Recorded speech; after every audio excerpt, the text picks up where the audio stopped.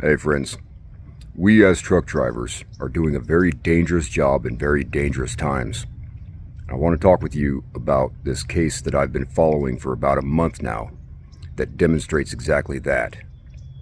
And a little bit later on, I'll talk about maybe where we go from here. So thanks for watching the video. Let's get into it.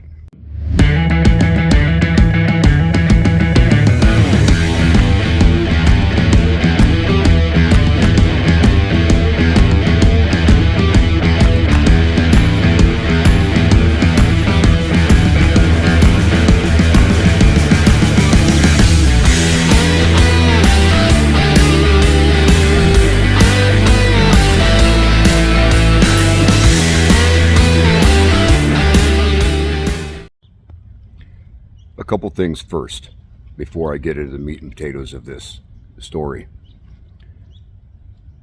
First of all, I'm not going to go through the entire articles because I don't know about copyright rules and all of that other stuff. I don't want to get into any kind of trouble with copyright rules or whatever. And if you are the author of these articles or a representative of the media outlets and you think that I've cross some line with this video as far as copyright stuff goes, just let me know and I'll pull the video down. I'm not a monetized channel. I'm not doing this for money. I just want to get the word out about this case and talk about what we as truck drivers can do to keep ourselves safe. The second thing is I do not know any details beyond what I have seen in the media. Details that are given by law enforcement, investigators, and reported in the media. I don't know what happened. All I know is what I'm told in the media. That's it. So with those two things out of the way, let's get into it.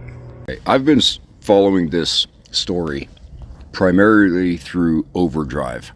For those of you who don't know, Overdrive used to be probably the most popular magazine that truckers used to read 20-25 years ago. I'm not for sure how popular their online version is these days. I still read it. I read Freight Waves and CDL Life and some others, and but primarily I've been following this story through Overdrive. All right, so this story is about a truck driver who went missing on the 20th, 21st of last month, November 2023. He's missing out of Iowa. Now, I have highlighted the hot spots in these articles. I'm going to show you a couple articles, and I'm only highlighting the hot spots, the details that tell me the story. And I don't know the truth. I'm only connecting dots, as any good third grader could. Okay? So, the gentleman's name is David Shultz. His truck was found in the travel lane of Highway 71 near Sac City, and he still had pigs in the cage. Now, this is important. Remember, these highlighted spots are just hot spots, the details that I think tell the truth. All right, so pay attention. He was found in the travel lane. His truck was found in the travel lane. Now, Sac City, best of my recollection, is about an hour west of Fort Dodge. I should have done a Google satellite image search for this before doing this video, but I'm not very well prepared. Anyways, I used to drive flatbed for a company out of Fort Dodge, so I know that area kind of fairly well. I haven't been out there in 20 years, but anyways, it's out there in the middle of nowhere, middle of ag land. From my best recollection, Highway 71 is a 2-lane north-south highway that just runs through fields, and Sac City is right there. So his truck is found in the travel lane.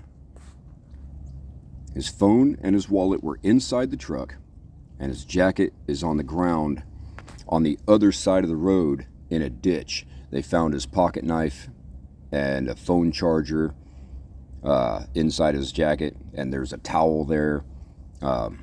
So those details are in another article.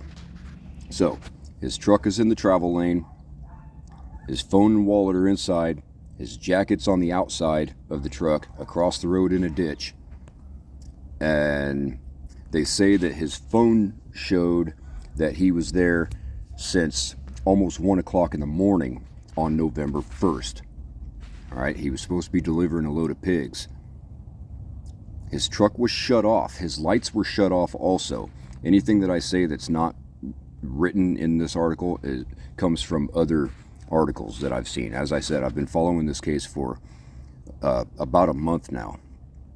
All right. Here's an important part right here. If you know more about this case than what's being reported by the police and the media, then here's the number to call: 712-662-7127. And you can also call your local cops too, and they'll get involved. They'll know who to call. All right, so let's go here. Here's our brother David Shultz right there. This is the driver who's missing out of Iowa. And here's another picture with the phone number, his size and weight. He would be pretty recognizable. Looks like an old tough cowboy guy. And here is a picture of David with his two boys in the red and white custom painted Peterbilt he was driving. This is the truck they found parked in the travel lane on Highway 71 near Sac City in Iowa. They say they searched the area. They've searched over 100,000 acres. And they did so with a scent tracking dog who followed his scent to, it says, a field drive. Most likely this is probably the entrance to a driveway off of that highway. Probably has a cattle guard right there or whatever. I'm not for sure what they mean by field drive, but that's what I suspect it is. That's what I assume it is. They say the track wasn't very long. Okay, so let me sum up what I think happened. I think Mr. Shultz was forced to stop his truck in the middle of that travel lane. I think he then got out of the truck, took his jacket off, because he was going to have a conversation with whoever it was that forced him to stop his truck in the middle of the night, in the middle of nowhere, in the middle of the travel lane. And I think he then met somebody else, or maybe 3 or 4 somebody else's. And at that point, he left a scent that the tracking dog followed to a little beginning of a driveway. I think he then got into a car and that was a wrap. That was the last we know of him. Now, let's go through some of the details here.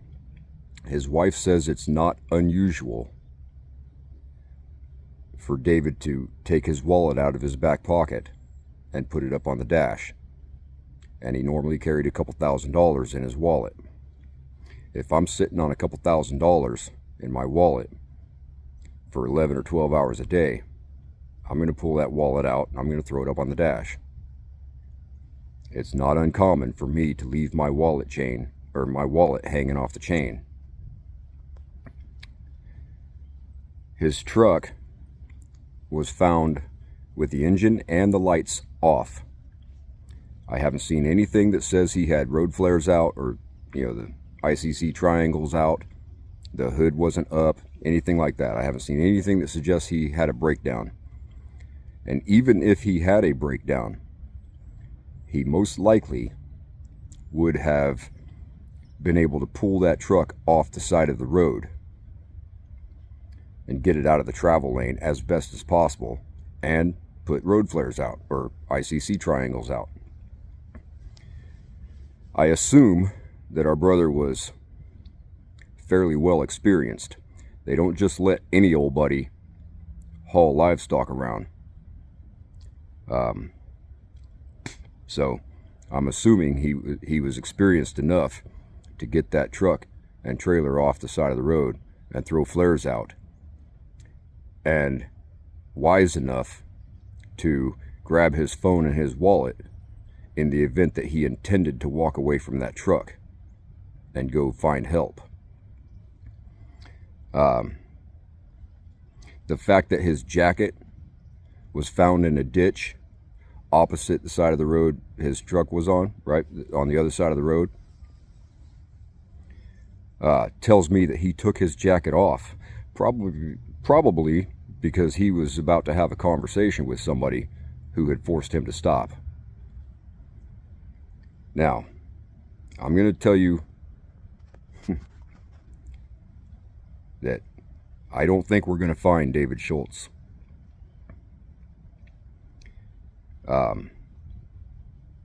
His wife believes that he was kidnapped. A lot of people have called in to the investigators, to the police in that area, saying that they believe a lot of truck drivers have been kidnapped in that area. And from what I've read, the police are just kind of pushing that theory to the side. And I have my opinion about why they're pushing that theory to the side, but I'm not going to get into it. The point is, listen, I know truck drivers, and you know truck drivers. And we know that if we are not intending to leave that truck, abandon it on foot, and go seek help or something, then we're not going to turn the truck off. Most of us don't even turn that engine off to put fuel on. We're not going to turn the lights off, turn the engine off. We're not going to leave our wallet with $2,000 in it on the dash. We're not going to leave our phone in that truck if we intend to come back to it. So all of these people that say he just pulled brakes in the middle of nowhere and walked away from his life, friends, I'm telling you, rethink that. Rethink that. I think David Shultz met trouble that night on the road. And I think that he was kidnapped. And I don't think we're going to find him again. So what do we do from here? Friends, I'll tell you this.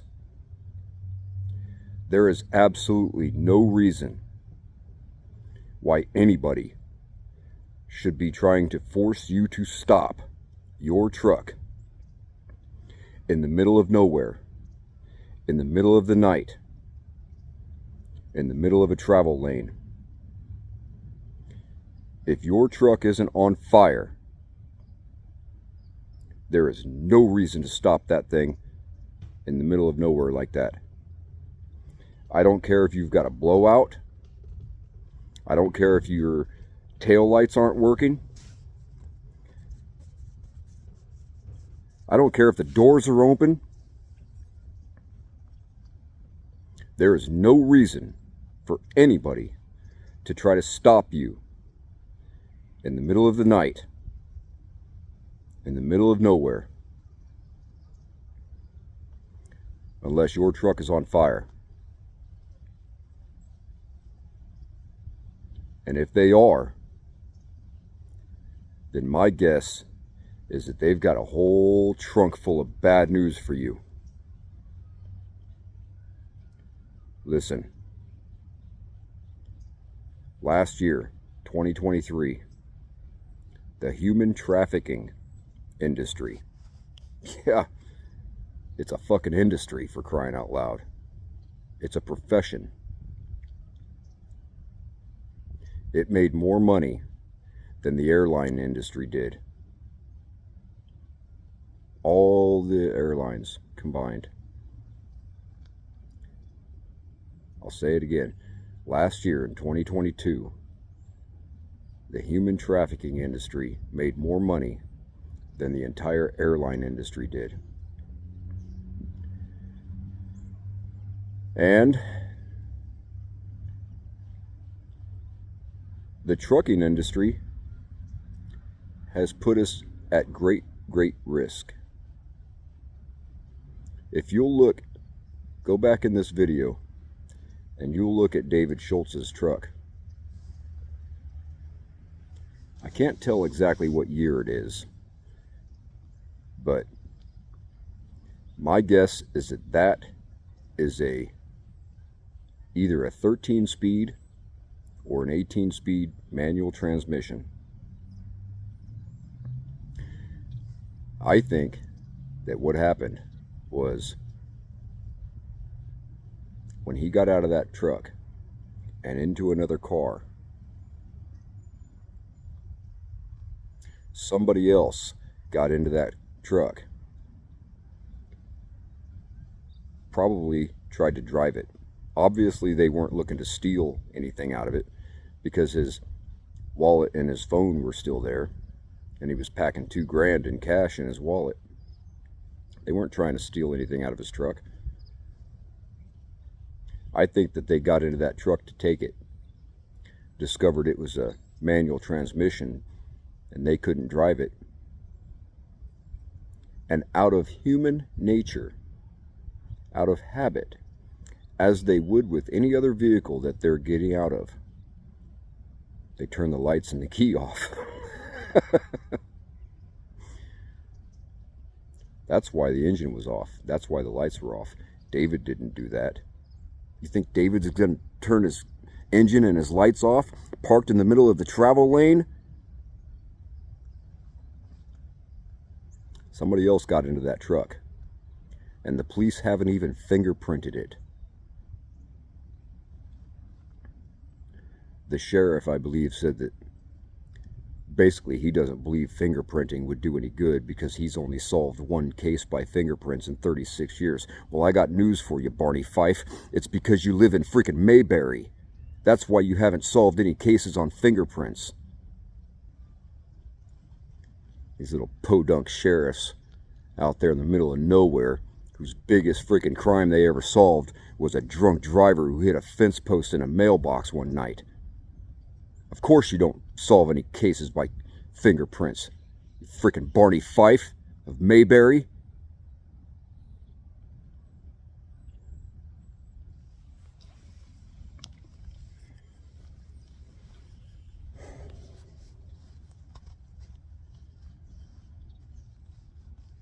There is no reason for anybody to force you to stop your truck anywhere, friends. So where do we go from here? Well, it starts off by making sure that your equipment is in tip-top shape, and that there should be no reason from point A to point B for you to stop. Nobody should be pulling up in front of you and hitting their brakes and telling you, hey, your brakes are on fire. Hey, your back doors are open. Hey, your tail lights are out. Don't do it. Don't stop. And if somebody's trying to make you stop, man, you got 550 horsepower that says, nope, not today, punk. I'm going right through you, and I'm going to get safe. I'll tell you this, nobody is going to make me stop my truck in the middle of a highway, in the middle of the night. I know my lights work. I know I'm not dragging landing gear. I know my doors are closed. There is no reason for me to stop that truck. And I'm not going to do it. And I'm certainly not going to get out of that truck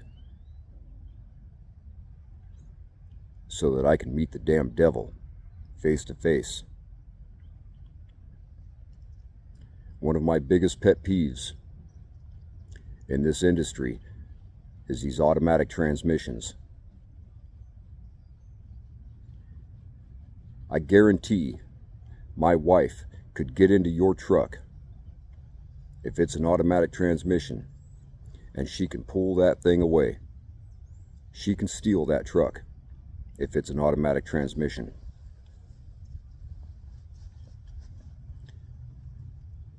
The trucking industry was so proud of themselves here a few years ago when they came out with these automatics. So proud of themselves. Because the industry needs drivers.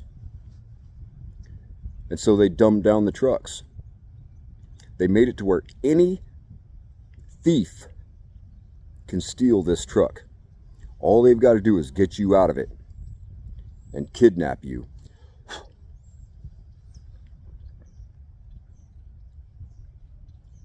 And as long as they can bend that thing around the corner without attracting too much attention, they've stolen your truck and they've stolen you. Listen, you're carrying millions of dollars worth of freight on $250,000 worth of equipment. It's easier than bank robbery. And it pays a hell of a lot more. Most of you guys are staying out there on those big ribbons. But some of you are driving out there in the middle of nowhere, pulling the night shift. And I'm telling you, don't stop. Those deer racks on the front of a lot of these trucks out there, they're really handy. Because if you run into something, it protects your radiator and your headlights to a great extent. You can push a deer out of the way, elk out of the way, cars out of the way.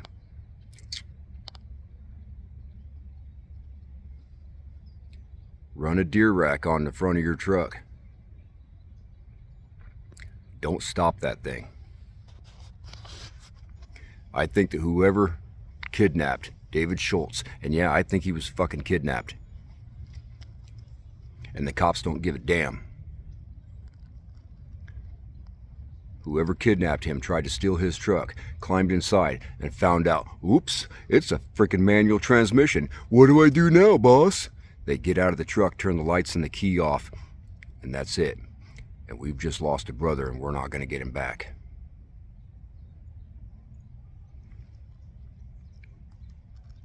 Stay safe out there, friends.